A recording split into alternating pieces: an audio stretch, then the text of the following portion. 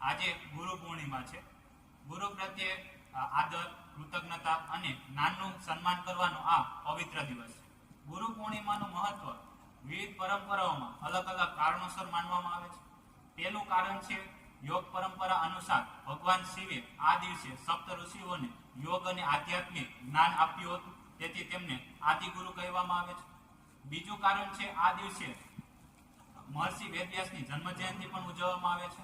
તેમણે 4 વેદોનું સંકલન કર્યું, વિશ્વના સૌથી મોટા મહાકાવ્ય મહાભારતની રચના કરી અને 18 મહાપુરાણોના સંકલન સાથે તેમનું નામ જોડાયેલું છે. તેથી આ દિવસને વ્યાસ પૂર્ણિમા પણ કહેવામાં આવે છે. ત્રીજું કારણ, બૌદ્ધ પરંપરા અનુસાર બોધિ પ્રાપ્ત કર્યા પછી ભગવાન બુદ્ધે સારનાથમાં પોતાના 5 શિષ્યોને પ્રથમ ધર્મ ઉપદેશ આપ્યો, તેથી તેમને ધર્મચક્ર પ્રવર્તન તરીકે ઓળખવામાં આવે છે. અને ચોથું કારણ છે જૈન પરંપરા અનુસાર મહાવીરે પોતાના પ્રથમ શિષ્ય ગૌતમ સ્વામીને ઉપદેશ આપ્યો. આથી ગુરુ પૂર્ણિમા આપણને જ્ઞાન, સંસ્કાર અને ગુરુ પ્રત્યે કૃતજ્ઞતા વ્યક્ત કરવાની પ્રેરણા આપે છે. તમને સૌને ગુરુ પૂર્ણિમાની હાર્દિક શુભેચ્છાઓ.